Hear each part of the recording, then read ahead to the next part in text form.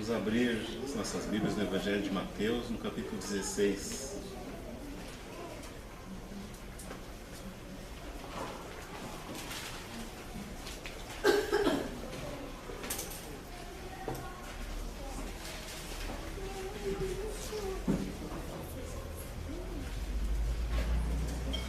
Mateus 16, versículo 13.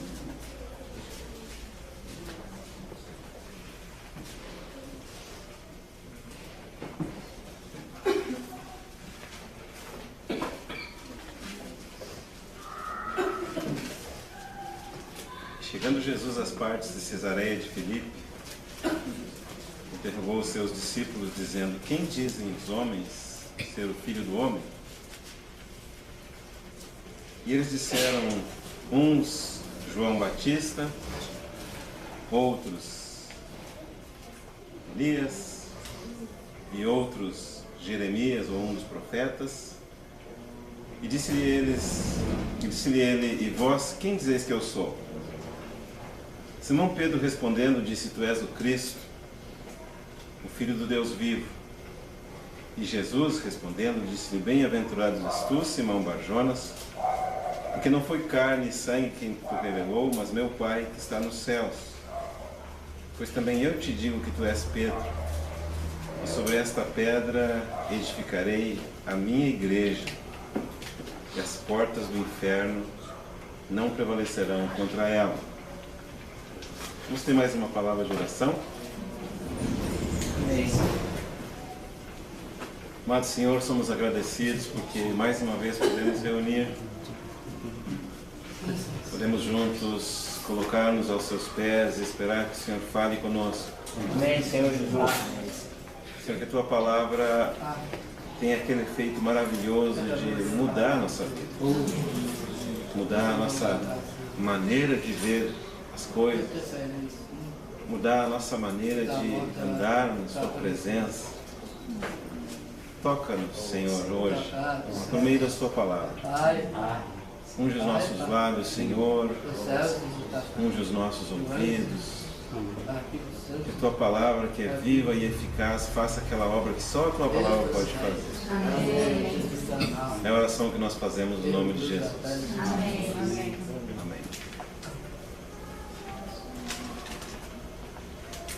Nós temos visto, especialmente nesses últimos dias, essa maravilhosa revelação que temos na Palavra de Deus, que nos diz que nós, a Igreja, somos o corpo de Cristo.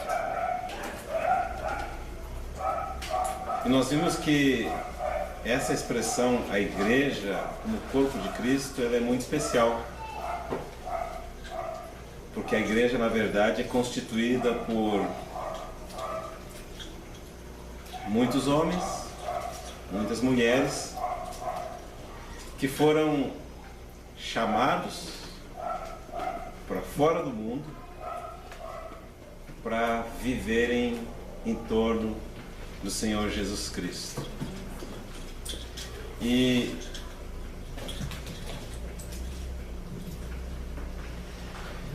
nessa descrição da igreja como o corpo de Cristo, é uma figura, obviamente.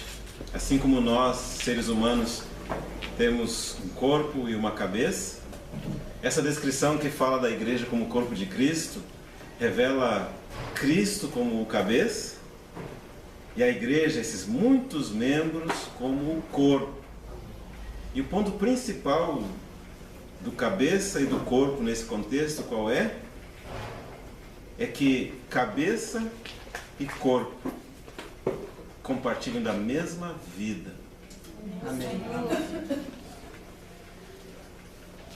O cabeça é celestial.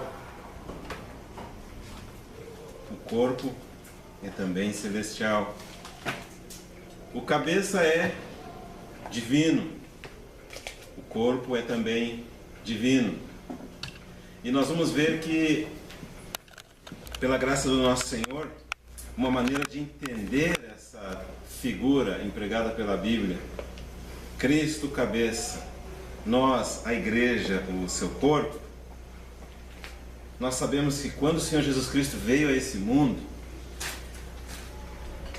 Ele fez uma oração, né? Sacrifício não quisestes, mas um corpo me preparastes. Eis aqui, Senhor, estou para fazer a tua vontade. Então esse corpo do nosso Senhor Jesus Cristo, um corpo físico, tinha como propósito aqui na terra unicamente fazer a vontade de Deus.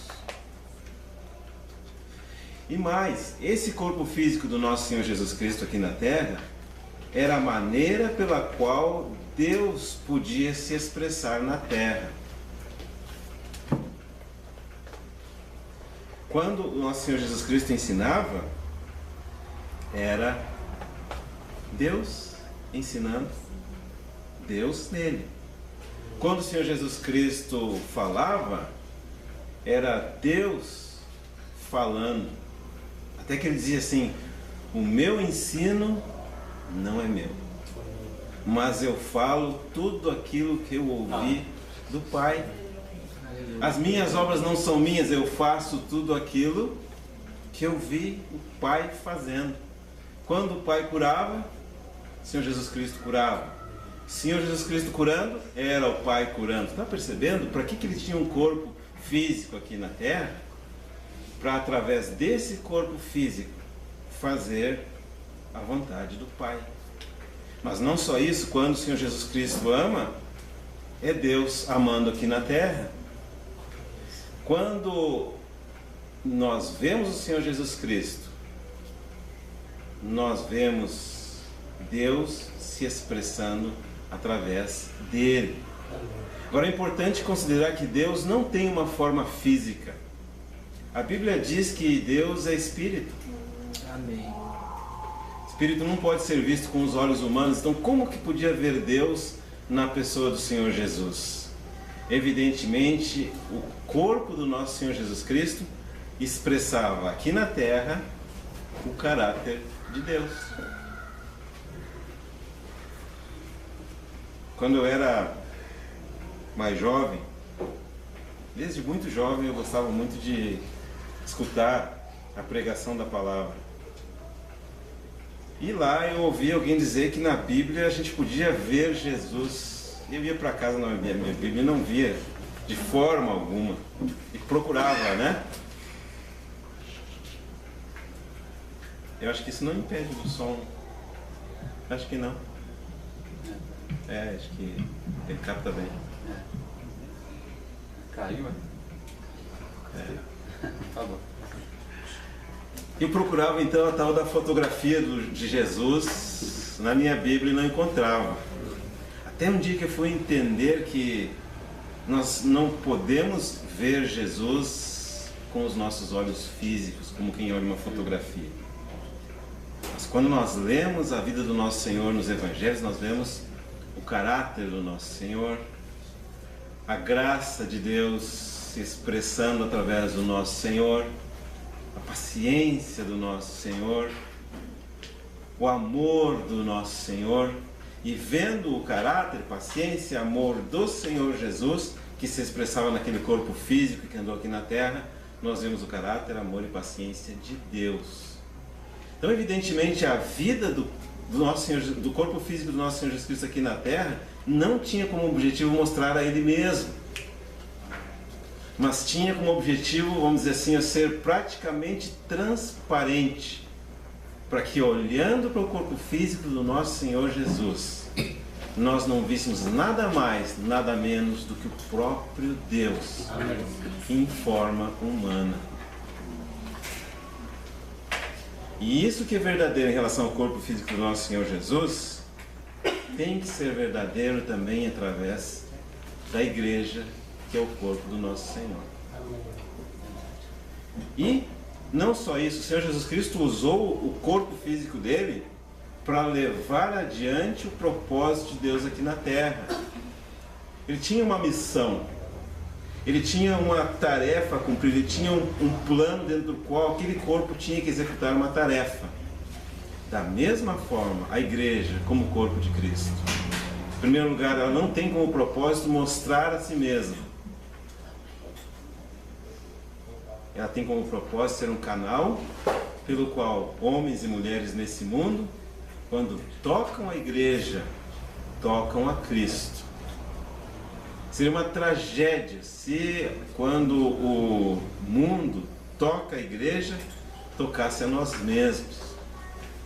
Seria uma tragédia quando alguém se aproxima de nós e diz assim: ah, como essa pessoa é inteligente, ou como essa pessoa é amável, ou como essa pessoa é sábia, ou como essa pessoa é mansa, e não fazer referência ao nosso Senhor significa que eles precisam ver Cristo através de nós. Então, hoje à noite, eu gostaria de complementar esse compartilhar, tentando explicar para os irmãos e para as irmãs um dos propósitos pelo qual o Senhor, o nosso Deus, nos constitui corpo de Cristo. Então esse é o desejo do nosso coração. E eu gostaria de partir dessa passagem que nós começamos, quando fala da formação da igreja, quando Pedro fez aquela descoberta maravilhosa aqui. Jesus Cristo não era meramente um profeta, um dos profetas, mas o Senhor Jesus Cristo era e é o Filho de Deus. E o Senhor Jesus Cristo diz para o Pedro, sobre essa rocha, que é a revelação de que Jesus Cristo é o Filho de Deus, eu edificarei a minha igreja. Então a igreja ela é edificada sobre o nosso Senhor. E nós sabemos como que isso acontece, né? Nós sabemos que a igreja é edificada pelo nosso Senhor porque ela nasceu do Senhor. Ela nasceu do sacrifício do nosso Senhor na cruz do Calvário. Quando aquela soldado romano enfiou a lança ao lado do nosso Senhor, a nossa Bíblia diz que saiu sangue e água.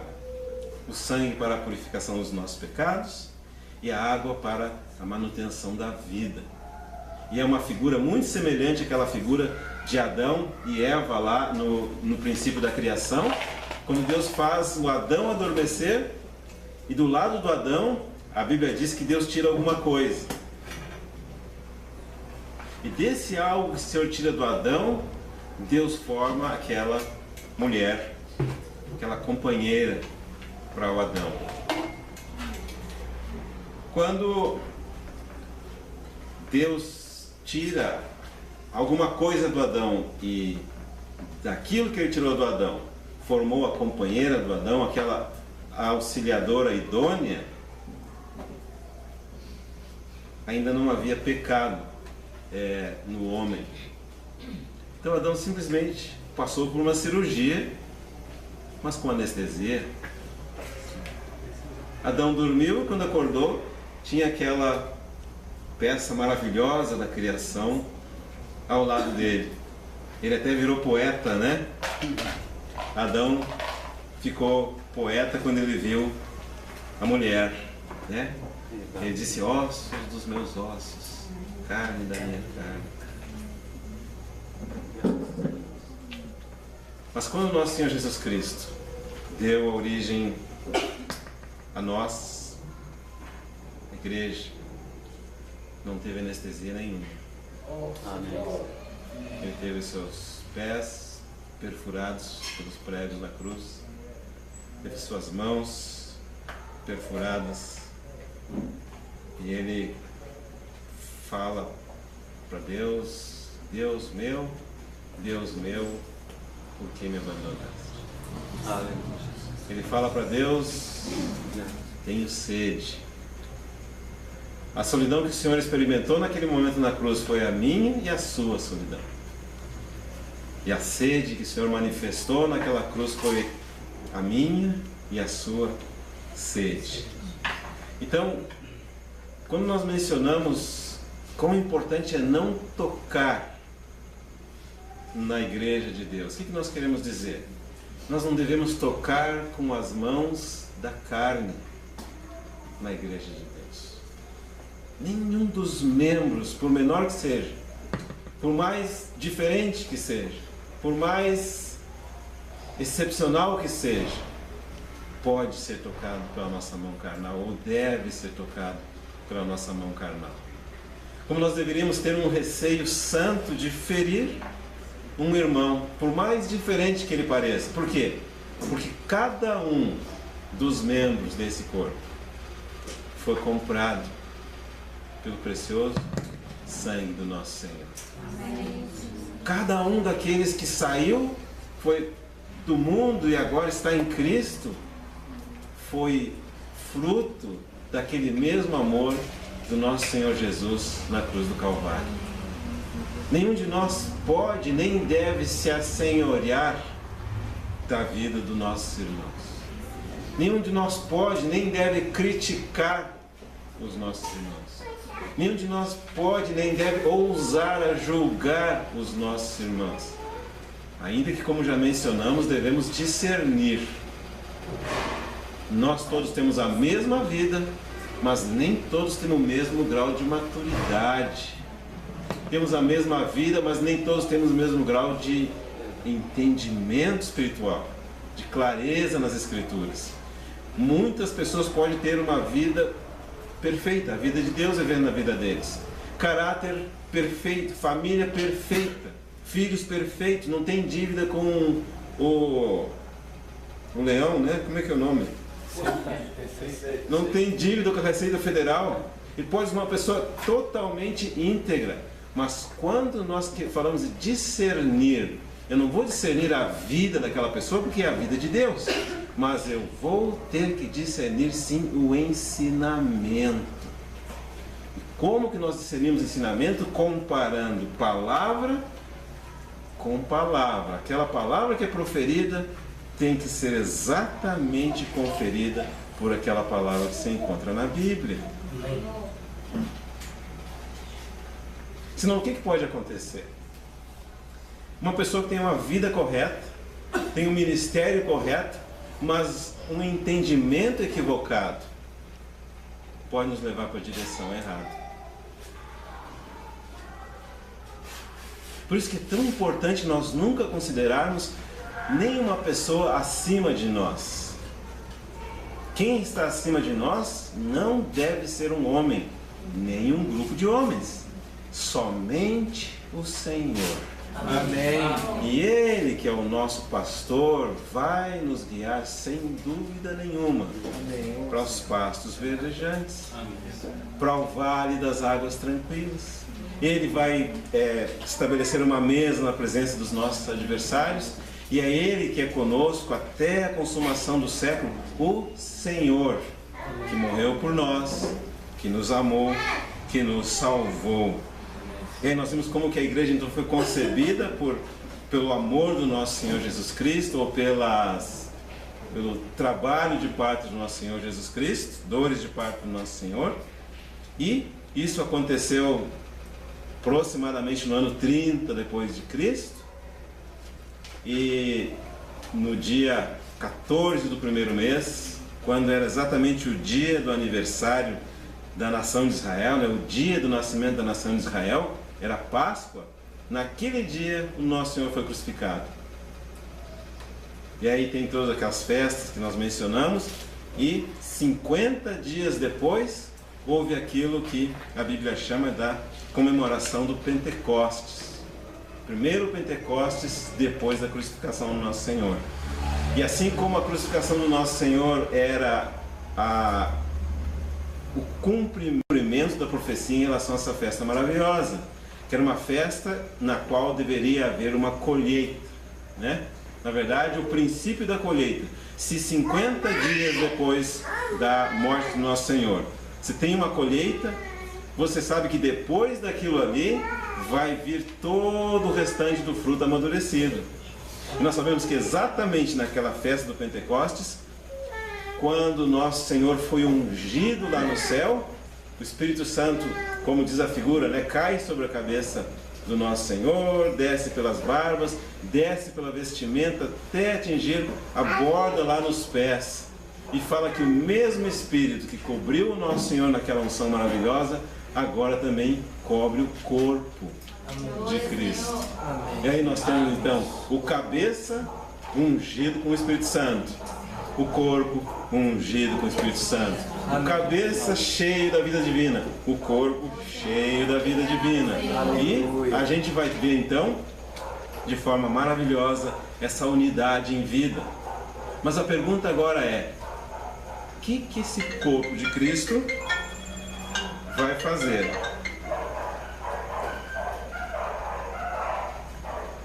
Da mesma forma que o corpo físico do nosso Senhor Jesus Cristo era um vaso para expressar a glória e a beleza de Deus e para fazer a obra de Deus aqui na terra, da mesma forma também a igreja, o corpo de Cristo, deve ser um vaso para expressar a glória de Deus e fazer a sua obra aqui na terra. Amém. E por isso que o corpo tem que estar vestido. Biblicamente, o corpo está coberto e não deve aparecer para que só a glória do cabeça seja vista. Amém. O nosso Senhor Jesus Cristo é chamado na Bíblia o sol da justiça. E se nós quiséssemos usar essa figura, né? O Senhor Jesus Cristo é o sol. E o que é a igreja? É a lua. A lua não pode ter luz própria.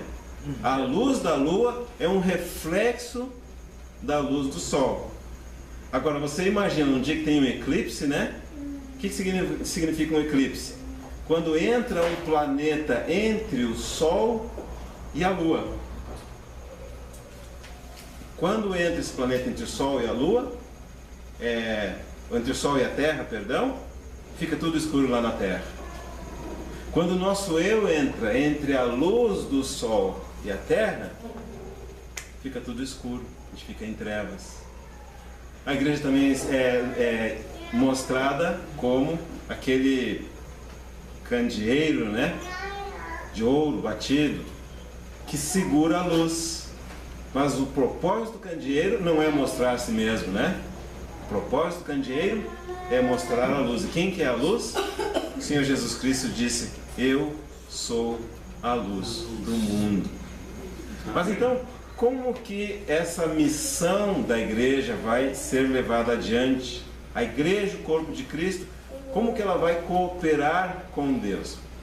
Nós vimos ali no início do livro de Atos que o Lucas fala que o primeiro tratado que ele escreveu, o Evangelho de Lucas, era a descrição das coisas que o Senhor Jesus Cristo começou a fazer e ensinar. Mas agora, quando a igreja começa a atuar, vai ser a continuação das coisas que o Senhor Jesus começou a fazer e ensinar.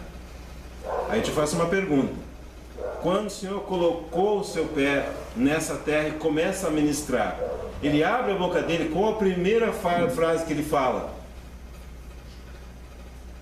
Arrependei-vos, por quê? O reino de Deus é chegado. O que significa arrependei-vos? Muitas vezes nós confundimos arrependimento com penitência. Penitência é quando eu fico triste que alguma coisa aconteceu, eu fiz errado, aí eu choro e digo: como eu estou penitente, eu não gostaria de ter feito essa coisa errada. Mas arrependimento é uma coisa muito simples. De acordo com a Bíblia, arrependimento é mudança de mente. E claro que quando nós reunimos para estudar a palavra do Senhor juntos, nós temos uma expectativa de que o Senhor mude a nossa mente. Ou seja, eu pensava de uma maneira antes da palavra do Senhor me tocar, e eu quero pensar de outra maneira depois da palavra do Senhor me tocar.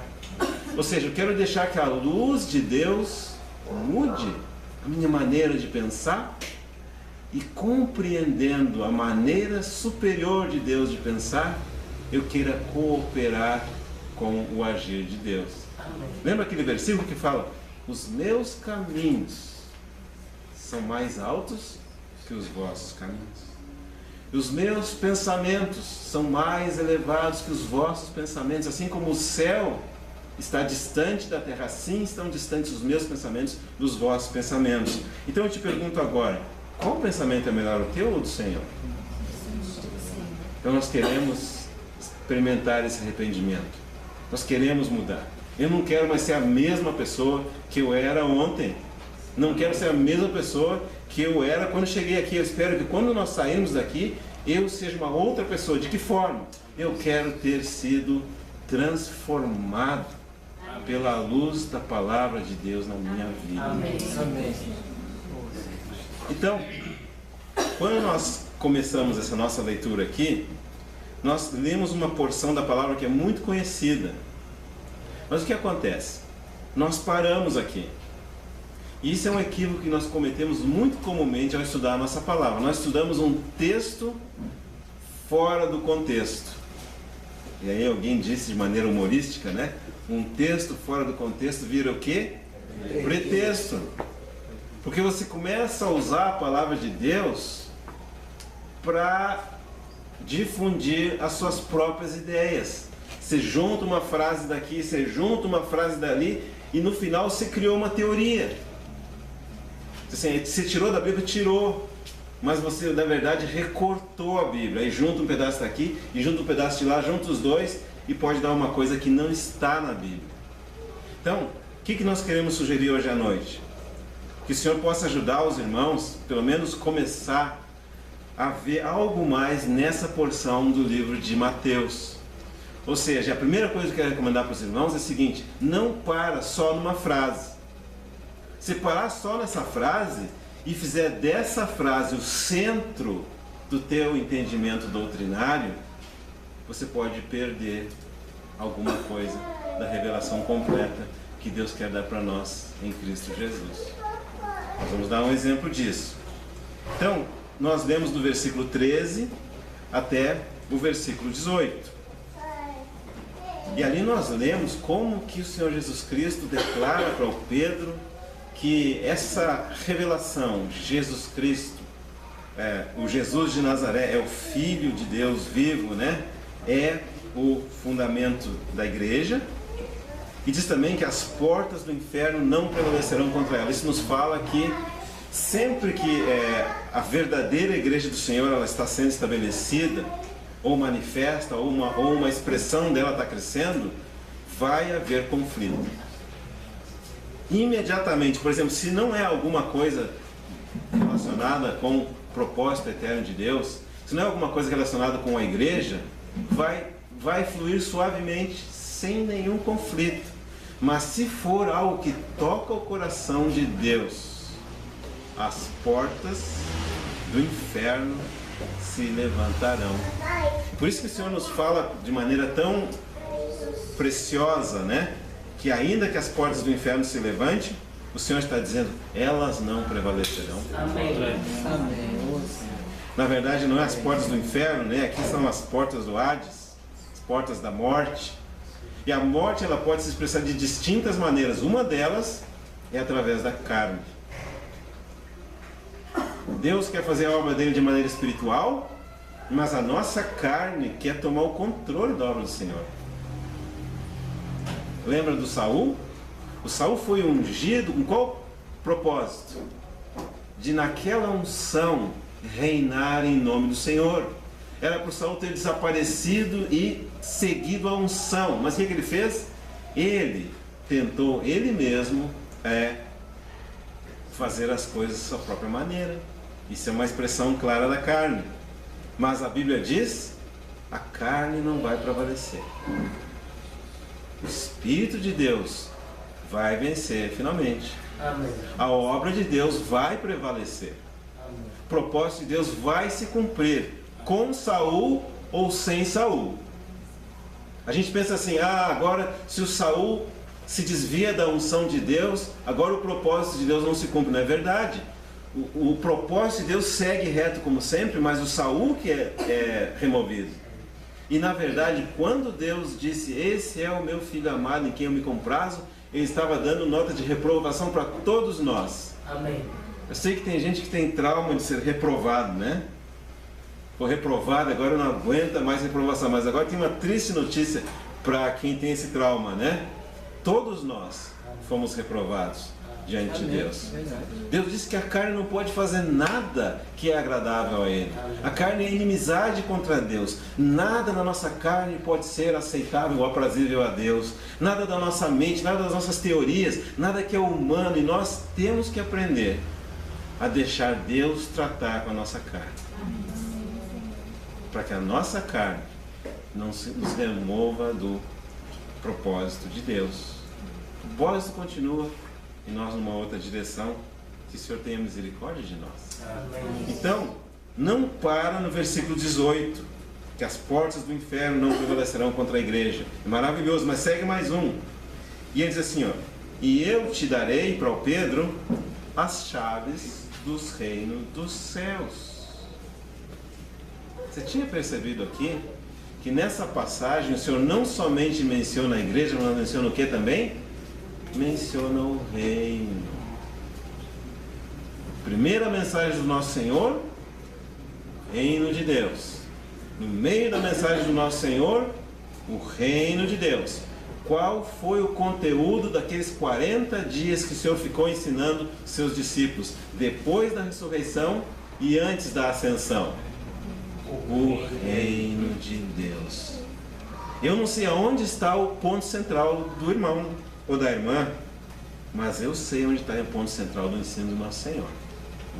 Ele falou sobre o reino. Se você contar quantas vezes o Senhor menciona a palavra reino no Evangelho de Mateus, vai encontrar pelo menos 32 vezes. E se falar quantas vezes ele menciona a palavra igreja nos 4 evangelhos, somente 2 vezes. Aonde que está o encargo do coração do nosso Senhor? Nós não estamos querendo dizer aqui que uma coisa não é importante em detrimento da outra. Mas nós só queremos dizer: a boca fala do que o coração está cheio. O coração do nosso Senhor era fascinado, era dominado, era energizado por essa ideia do reino de Deus. Por quê? O reino de Deus fala da vontade de Deus. E a vontade de Deus para o nosso Senhor Jesus Cristo é o intenso desejo de ser agradável a Ele. Muitas vezes nós pensamos, uma comunidade que é abençoada tem tais e tais e tais características. Irmãos, uma comunidade que é agradável aos olhos de Deus é aquela comunidade, aquela congregação que quer agradar a Deus, que quer ser aprazível ao seu amado. Eu não vou me comportar de essa ou de outra maneira só porque eu penso de essa ou de outra maneira. Eu quero me comportar de maneira que o meu Senhor encontre satisfação naquilo que nós somos, naquilo que nós fazemos. Amém. E a nossa oração é: Senhor, seja feita a vossa vontade. Então, quando você continua lendo essa passagem aqui, vemos a revelação de Cristo, o ungido, o fundamento da igreja, e a seguir a menção do reino dos céus, e fala de novo: e tudo que ligares na terra será ligado nos céus, e tudo que desligares na terra será desligado nos céus. Fala então das chaves do reino e fala de como que essas chaves são usadas, né? Que é a oração. O que mais ele diz? Então mandou os seus discípulos que a ninguém dissesse que ele era o Cristo. Desde então começou Jesus a mostrar aos seus discípulos que convinha ir a Jerusalém e padecer muito dos anciãos e dos principais dos sacerdotes e dos escribas, e ser morto e ressuscitado ao terceiro dia. O que o Senhor está falando agora? Está falando da cruz. Está vendo como se você ficar só na primeira parte da revelação do nosso Senhor, você vai ficar só na igreja. Mas se você prosseguir a leitura, vai encontrar o reino, as chaves do reino, e agora vai encontrar a cruz. Fala ali, né? Que ele tem que padecer, sofrer, ser morto, mas não para aí, irmão. O que diz a seguir? Ressuscitar ao terceiro dia. Quantos amados irmãos param no padecer e no sofrimento? Nós até mencionamos aquele cântico, né? Subo o morro, desço o morro, carregando a minha cruz. Não para na morte da cruz, porque depois da morte, graças a Deus, no terceiro dia, teve a ressurreição. Nós temos que receber a mensagem completa do nosso Senhor. Agora nós vemos um exemplo maravilhoso, né, do pensamento da carne, né? E Pedro, tomando-o de parte, começou a repreendê-lo. Olha só, Pedro chama o nosso Senhor à parte, começa a repreender o Senhor, dizendo: Senhor, tem compaixão de ti. Dizendo assim, tem pena de ti mesmo, né? Isso de modo algum te acontecerá, né? Ou de modo nenhum te acontecerá isso. E o Senhor, porém, voltando-se para o Pedro, disse: para trás de mim, Satanás, que me serves de escândalo, porque não compreendes as coisas que são de Deus, mas as que são dos homens. Completamente diferente.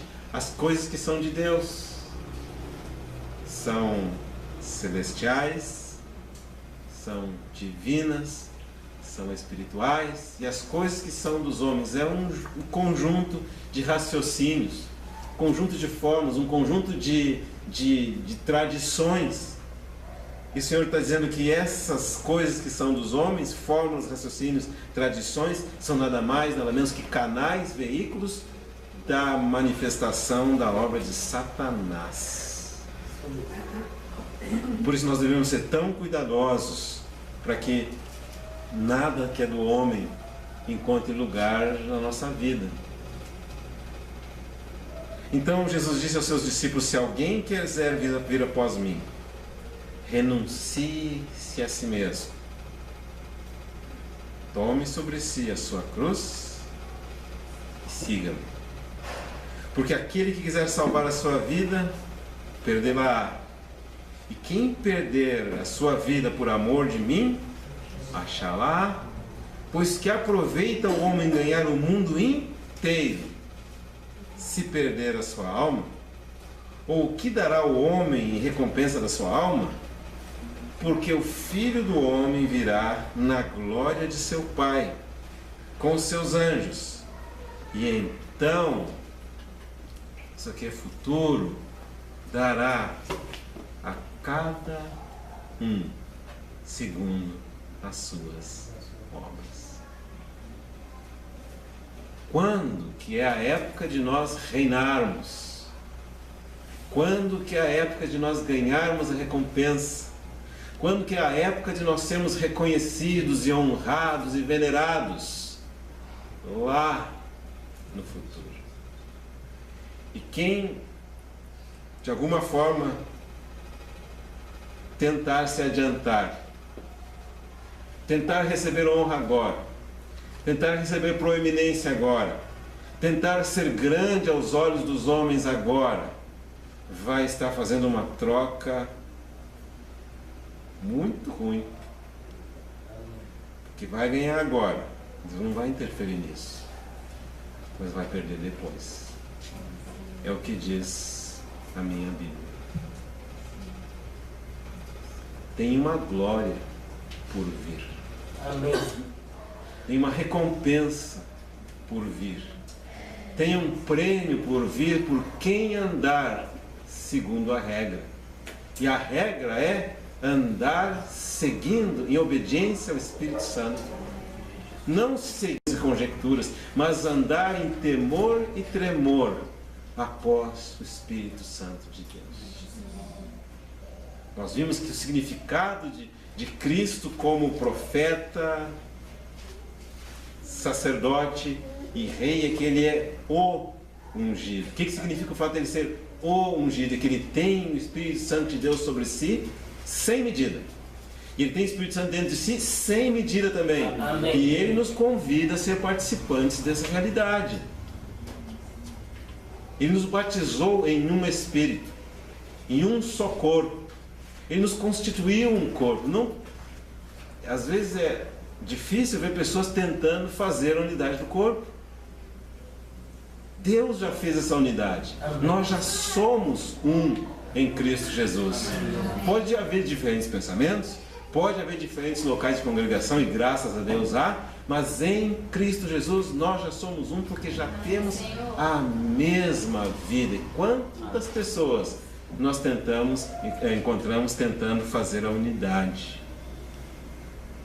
E quando você tenta fazer a unidade, meu irmão ou minha irmã, o que você vai fazer? A uniformidade. Desaparece a beleza do corpo. Você imaginou um corpo que fosse todo ele braço? Era uma aberração, uma anomalia. Um corpo que fosse todo ele perna. Por que você quer que seu irmão seja como você? Por que você quer que a sua irmã seja como você?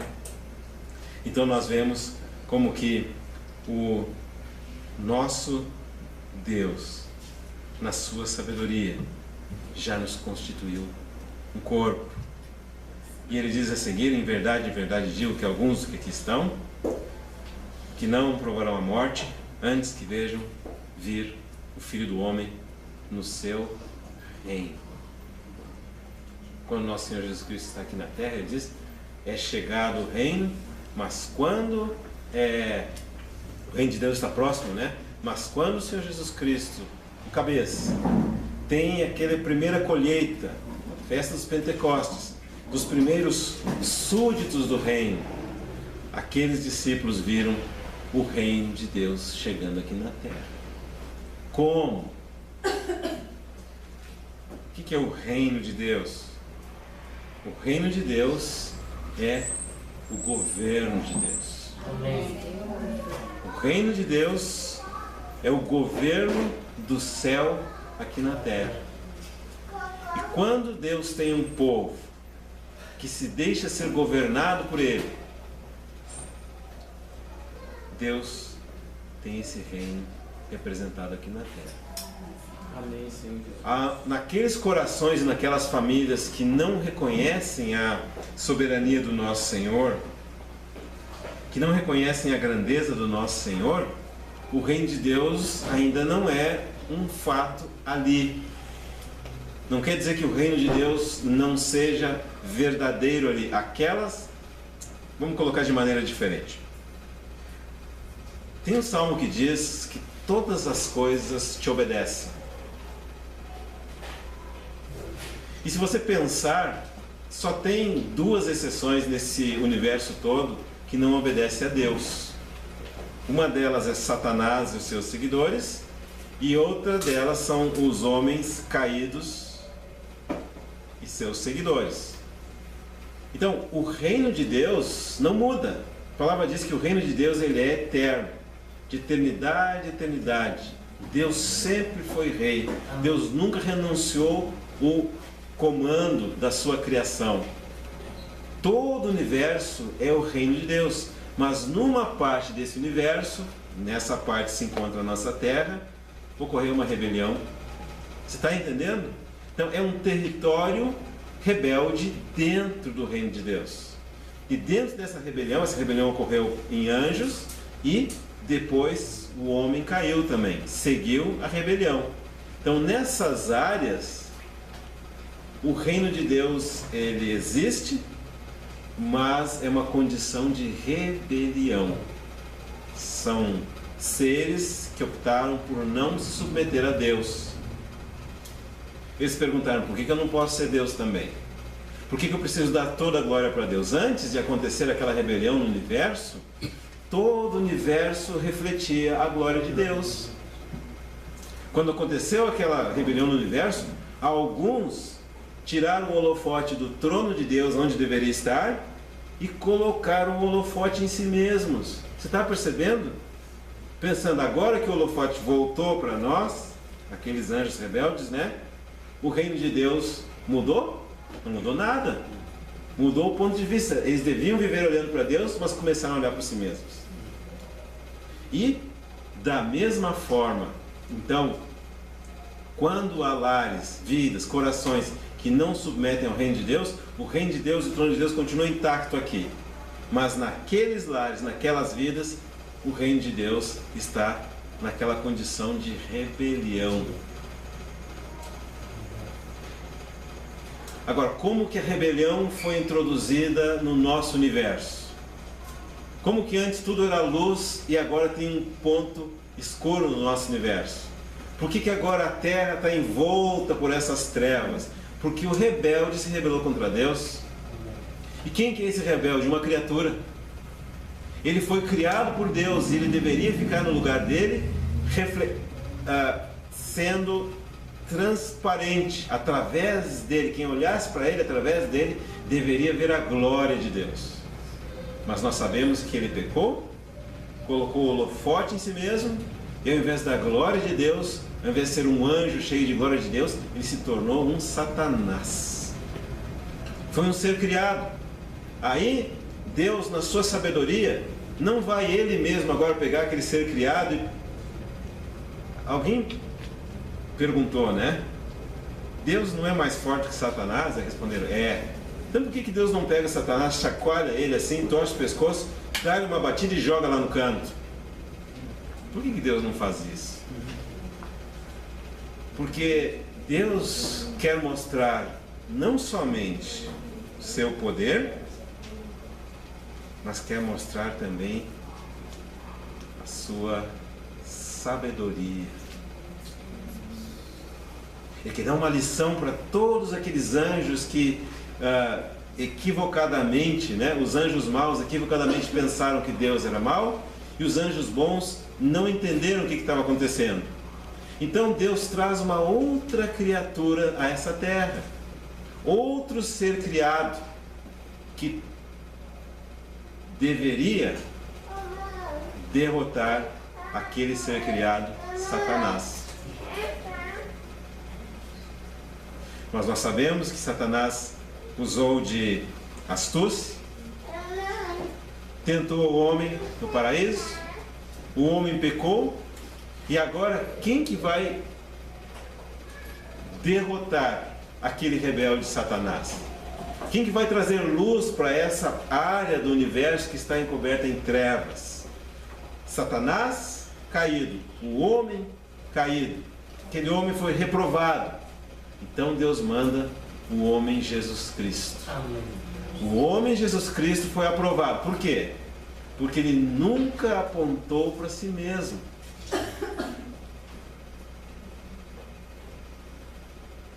Ele sempre expressou Deus na sua plenitude. Ele sempre foi agradável a Deus em todas as coisas. Ele sempre foi consumido por um desejo de que toda a glória fosse única e exclusivamente para Deus. Era uma, se é que dá para dizer assim com todo respeito, né? Era uma obsessão do nosso Senhor Jesus, que nunca a glória fosse para Ele, que nunca a honra fosse para Ele. Ao contrário, Ele quis se esvaziar, Ele tomou a forma humana. Entre os humanos Ele tomou a forma de escravo, e entre os escravos Ele tomou a morte na cruz do Calvário. Está percebendo a mudança de mente que isso significa? O que você quer? O que você faz quando você quer crescer nesse mundo? Você tem que ser independente. Como o Senhor Jesus cresceu nesse mundo? Em absoluta dependência do Pai. Amém. O que você faz quando você quer crescer nesse mundo? Você quer que as pessoas te sirvam. Como que Ele se tornou rei? Ele se tornou o servo de todos. Está vendo a mudança de mente que Deus quer introduzir no nosso coração quando Ele fala a respeito do reino de Deus? Quem que é o maior entre nós? Nós podemos pensar, o maior é o mais alto, o maior é o que fala mais, o maior é o que se impõe, o maior é o que tem maior poder aquisitivo, o maior é o que aparece mais. Mas na verdade, quem que é o maior? Aquele que serve. Isso é mudança de mente. Amém. Nós pensamos que o maior é o que recebe honra. E Deus vai dizer: o maior é aquele que se faz o menor de todos, o menorzinho. Isso é mudança de mente. Amém. Nós pensamos o maior é o que se impõe.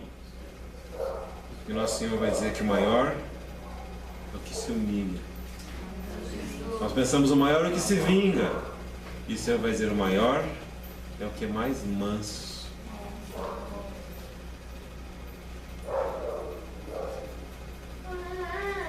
Em Cristo Jesus.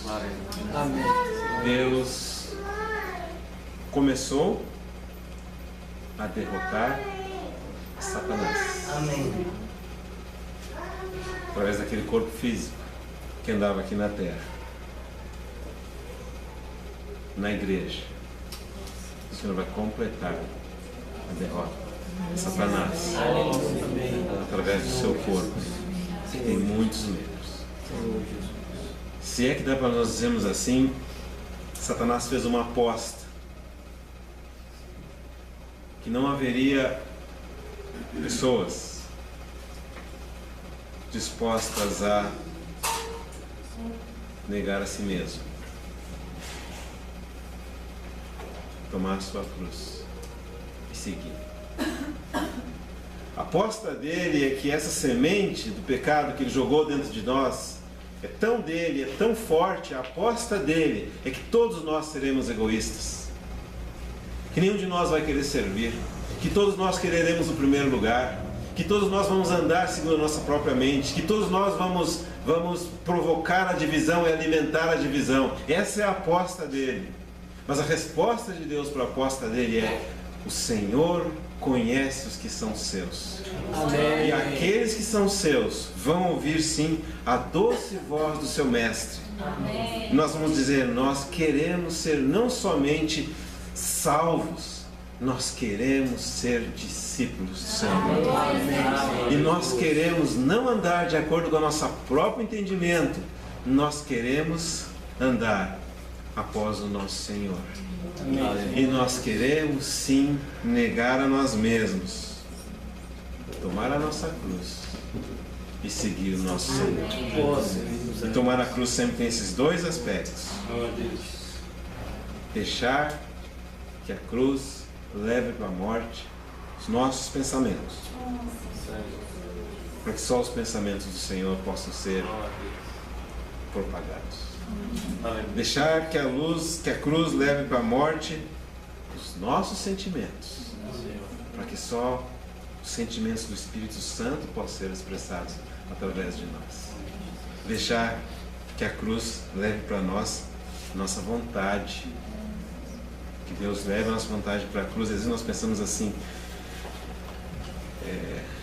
já vi orações assim, né? Senhor, mata a minha vontade, aniquila, Senhor, a minha vontade. Não é isso que Deus quer que façamos, né? Deus não quer que você seja uma pessoa sem vontade. O que Deus quer? Que você pegue a sua vontade e use para fazer a vontade de Deus. Quando nós pensamos, a crucificação significa que a nossa vida de alma vai para a cruz. Deus não quer mais que eu pense. Se você parar de pensar, você deixa de ser humano. Não para de pensar, irmã. Pensa sempre. Faz contas de matemática quando puder. 2 vezes 2, 4. 6 vezes 8, 48. Não fica com a mente passiva. Aí não consigo mais pensar. Não lembro mais. Não, pensa tudo que você puder. Mas pensa os pensamentos de Deus. Amém, Senhor. Não reprima suas emoções, né? Mas deixa que o Espírito Santo use as suas emoções para expressar as emoções de Deus. Amém. Às vezes a gente pensa que o cristão não odeia, né? O cristão deve odiar o pecado.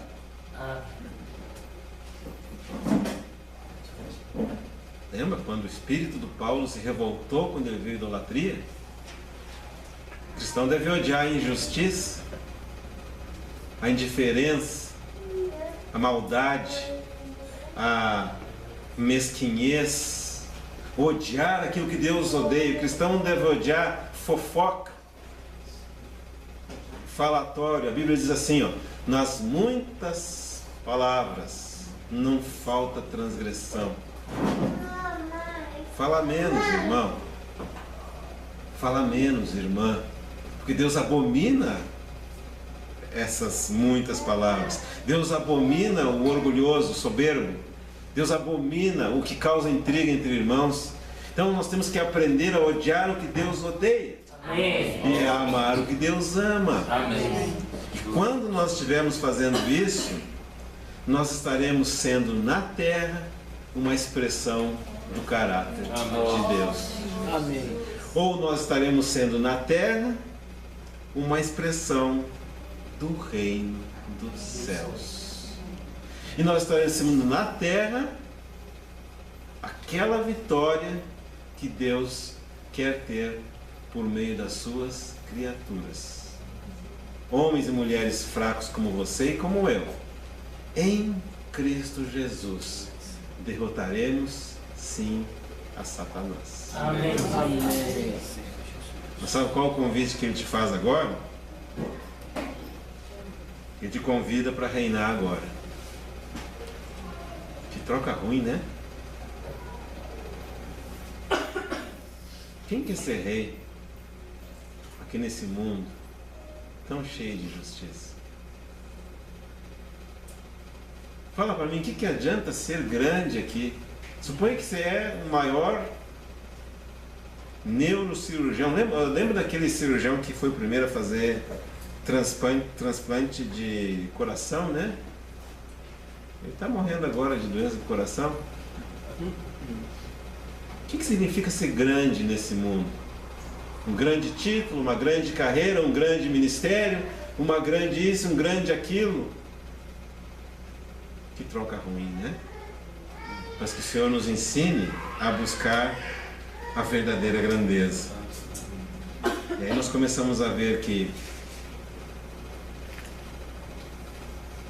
se nós permitirmos que o Espírito Santo de Deus tenha primazia na nossa vida, esse Espírito vai nos levar de fé em fé,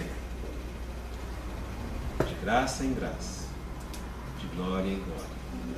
Amém. O caminho do nosso Senhor foi através da cruz para o trono. Se nós seguirmos o nosso Senhor do mesmo caminho que Ele trilhou, através da cruz, um dia chegaremos na glória. Amém. Quando nós lemos então essa porção aqui do Evangelho de Mateus, capítulo 16, a nossa oração qual é? Que nós não fiquemos somente numa parte. Não fiquemos somente na igreja. É maravilhosa a revelação da igreja. Ela é central em muitos aspectos. Ela é uma coisa fascinante, mas prossegue a leitura, porque tem mais. Amém. Tem a revelação do reino, tem a revelação da cruz, tem a revelação da glória, tem a revelação da recompensa. Tudo nessa porção aqui da Escritura. E aí nós vamos ver como que quando Deus fala para o Pedro, né? Sobre esta pedra edificarei a minha igreja e eu te darei as chaves do reino dos céus. O que a mente natural vai pensar? Esse Pedro é grande mesmo. Entendeu? Primeira coisa que você pensa, o Pedro é grande. Vamos dar uma posição para o Pedro. Vamos dar uma posição de liderança para o Pedro. Afinal, o Pedro tem a chave dos reinos dos céus, né? Vamos dizer que o Pedro e todos os seus descendentes são... Diga assim, tá bom, mas cheguei ao entendimento de que realmente o Senhor Jesus Cristo é o fundamento. É a pedra grande sobre a qual a igreja vai ser edificada. A pedra não é o Pedro, é o Senhor. Mas de alguma forma o Pedro está com as chaves. Então esse Pedro é grande. Se eu pudesse ser como Pedro, né? E aí, depois que fala das chaves, fala E tudo que ligares na terra será ligado nos céus, e tudo que desligares na terra será desligado nos céus. Então fala como esse Pedro é grande, ele pode desligar e ligar o negócio lá. Mas deixa eu te mostrar uma coisa muito interessante também está aqui na palavra. Capítulo 18 de Mateus, versículo 18. O que diz lá?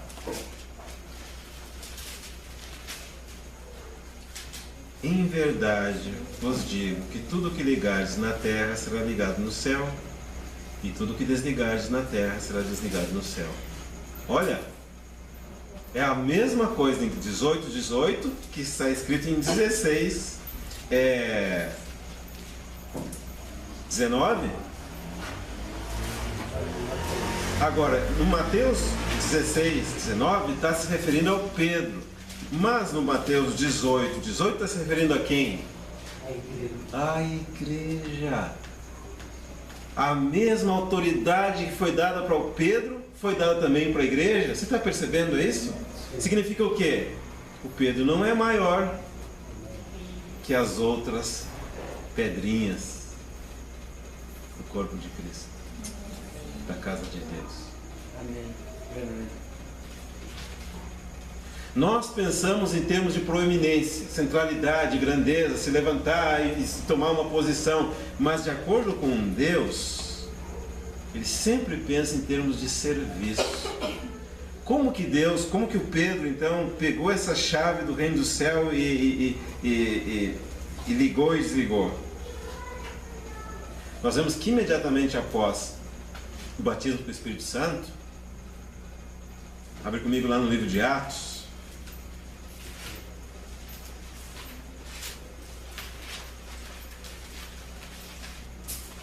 no capítulo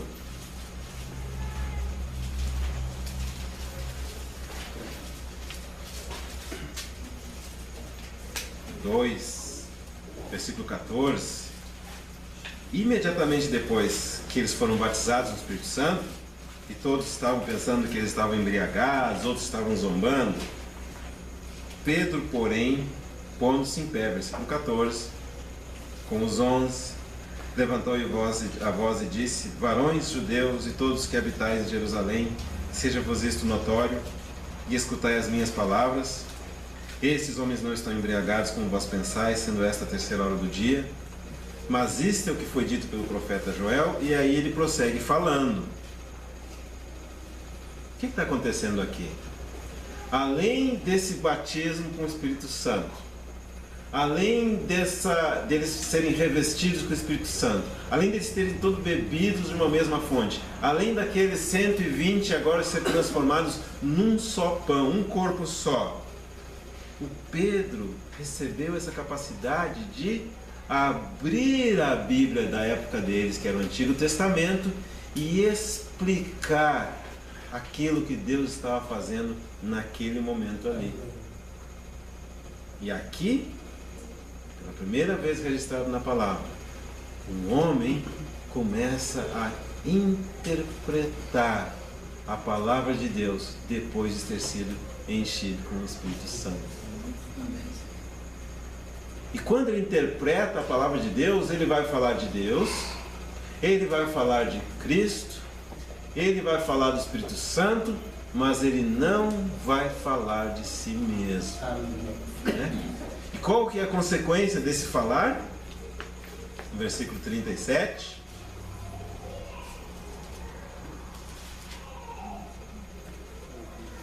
Ouvindo eles isto, compungiram-se em seu coração e perguntaram a Pedro e aos demais apóstolos: que faremos, varões e irmãos? Pedro falando, mas através do falar de Pedro, o Espírito Santo convencendo. Convencendo o quê? Que eles deviam se juntar à igreja? Que eles deviam organizar algo? Que eles deveriam ter um tipo de reunião? Que eles deveriam ter um tipo de governo? O que foi a consequência da compulsão no coração deles? Eles se deram conta que aquele a quem eles tinham crucificado era o Cristo, o Filho de Deus. Eles não pregavam a si mesmos, eles pregavam a Jesus, o Cristo. nós muitas vezes pregamos outras coisas que não o Senhor Jesus, outros nomes que não o nome do nosso amado Senhor, outras doutrinas que não os puros ensinamentos do nosso Senhor, e o Senhor faz isso. E qual que é o resultado desse falar do Pedro? Só falar do Senhor Jesus? Versículo 41: de sorte que foram batizados os que de bom grado receberam a sua palavra, e naquele dia agregaram-se quase 3.000 almas. Num certo sentido, é verdade, aquelas quase 3.000 almas foram agregadas ao quê? Ao corpo de Cristo. Foram acrescentadas à igreja. Mas ao mesmo tempo, quando aquelas pessoas creram na pessoa e obra do nosso Senhor Jesus Cristo, e em virtude de terem crido na pessoa e obra do nosso Senhor Jesus Cristo, experimentaram esse nascimento de Deus, esse nascimento do céu. Naquele exato momento, eles agora são membros do corpo de Cristo. Mas naquele exato momento, eles também podem ver o quê? O reino de Deus. Lembra que João Batista disse? Quem não nascer do alto, quem não nascer de Deus, não pode ver o reino de Deus. Por que não pode ver o reino de Deus? Porque o reino de Deus não pode ser visto com os olhos humanos. O reino de Deus somente pode ser visto com os olhos do nosso espírito. Então, quando Pedro girou a chave, o que aconteceu? 3.000 entraram no reino de Deus. Por um lado, eles entraram na igreja. Vamos dizer assim, por um lado, eles nasceram na igreja. Por outro lado, entraram no reino. Então, quando a gente pensa assim, que o fato do Pedro ter as chaves do reino de Deus, ou do reino dos céus, né, faz do Pedro grande, nós estávamos pensando tudo errado. O fato de você pensar, eu tenho um ministério, você agora, então você vai ser grande, está pensando errado, se estiver pensando assim. E quando você pensar, eu tenho um ministério, significa o quê? Eu tenho tal vida de comunhão com Deus e com a sua palavra, em oração e em serviço, que praticamente ninguém me vê. Não sou melhor do que ninguém, não tenho proeminência nenhuma, mas o que acontece? Ao abrir da nossa boca para proferir a palavra de Deus, as pessoas se convertem. Para o quê? Para o meu grupo? Para a minha congregação? Para a minha doutrina? Não, eles se convertem para quem? Para Jesus Cristo. Ah, quantas de nós confundimos, né? E isso é muito comum, pensa assim, agora eu tenho revelação da palavra de Deus e eu penso que eu sou a revelação da palavra de Deus. Tenho a autoridade da palavra de Deus, pensa que eu tenho a autoridade da palavra de Deus, mas a revelação de Deus continua com ele. A autoridade continua com ele, o poder continua com ele, a honra continua com ele. E é isso que Pedro girou a chave, 3.000 entraram para dentro do reino. Depois Pedro gira a chave de novo, mais 2.000 entraram para o reino. E ao longo da história da igreja, tem muitos Pedros que se recusaram a receber honra de homens, se recusaram proeminência, recusaram títulos. Por muito tempo chamavam aquelas pessoas que ajudavam as outras, chamavam reverendo, significa digno de honra. Outros se deixam chamar apóstolos, outros se deixam chamar pastores, outros se deixam chamar presbíteros. O que você quer ser chamado? Que nós todos tivéssemos a graça de sermos simplesmente um irmão, um servo, de quem Deus tenha misericórdia, que aprove a Deus usar segundo a vontade, sua vontade, um vaso. Pedro gira a chave, entra as pessoas no reino de Deus.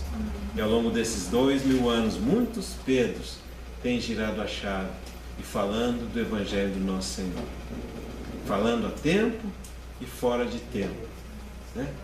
Homens, mulheres, nós temos conhecido muitas mulheres que são evangelistas, muitas, que ganham assim, às vezes você vê lá, desculpa até mencionar, né? Você vê um indivíduo lá liderando um grupo de cristãos e você olha lá atrás, aquela irmãzinha trazendo gente para Cristo.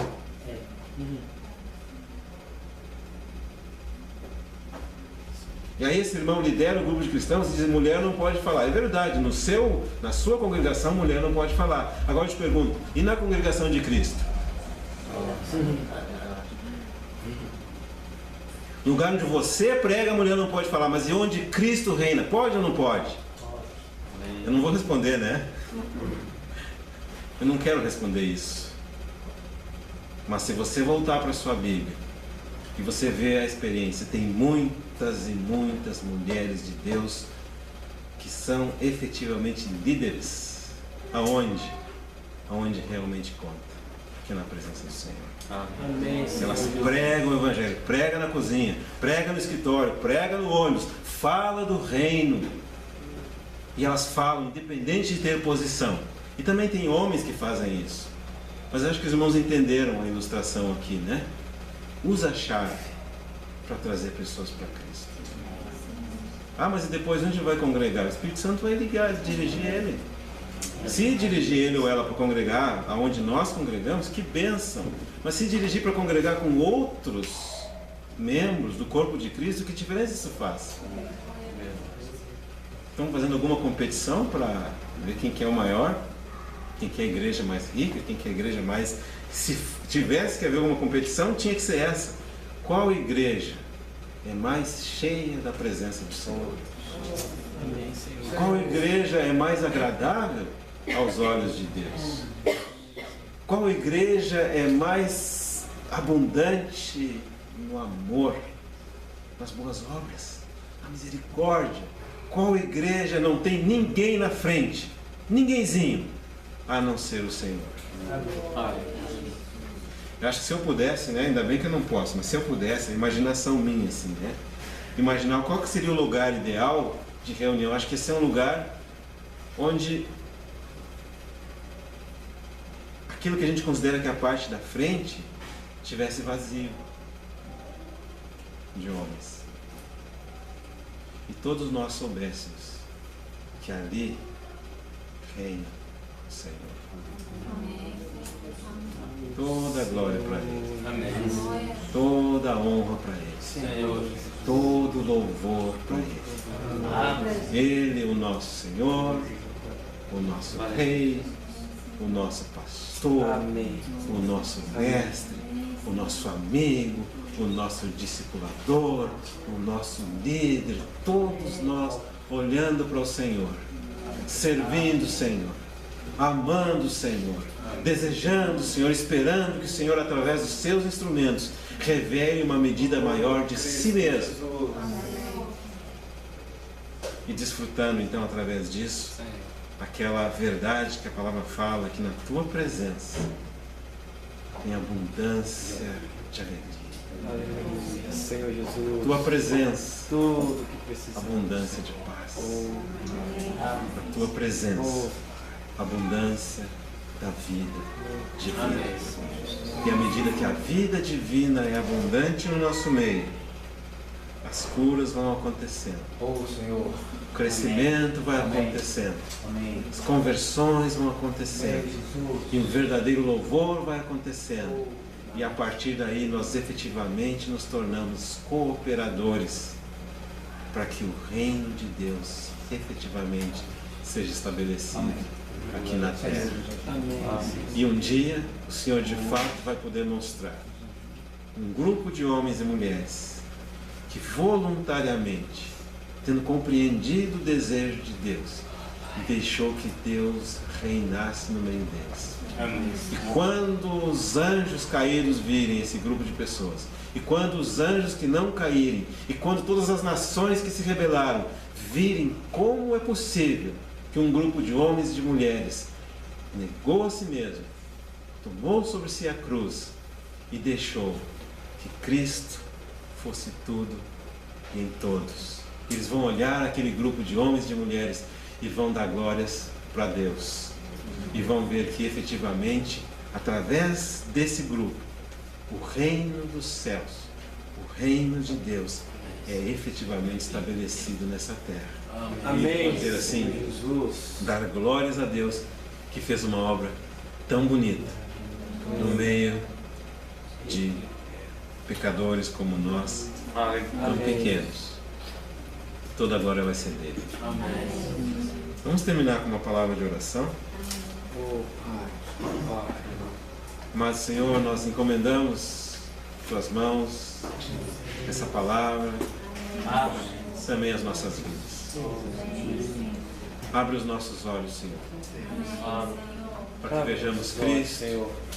para que vejamos a igreja, para que vejamos a cruz, para que vejamos o reino e a glória desse reino. Ó Senhor, faz-nos como aqueles que vivem para que essa glória seja estabelecida aqui na terra. É a oração que nós fazemos no nome do Senhor Jesus. Em nome de Jesus. Amém. Em nome de Jesus.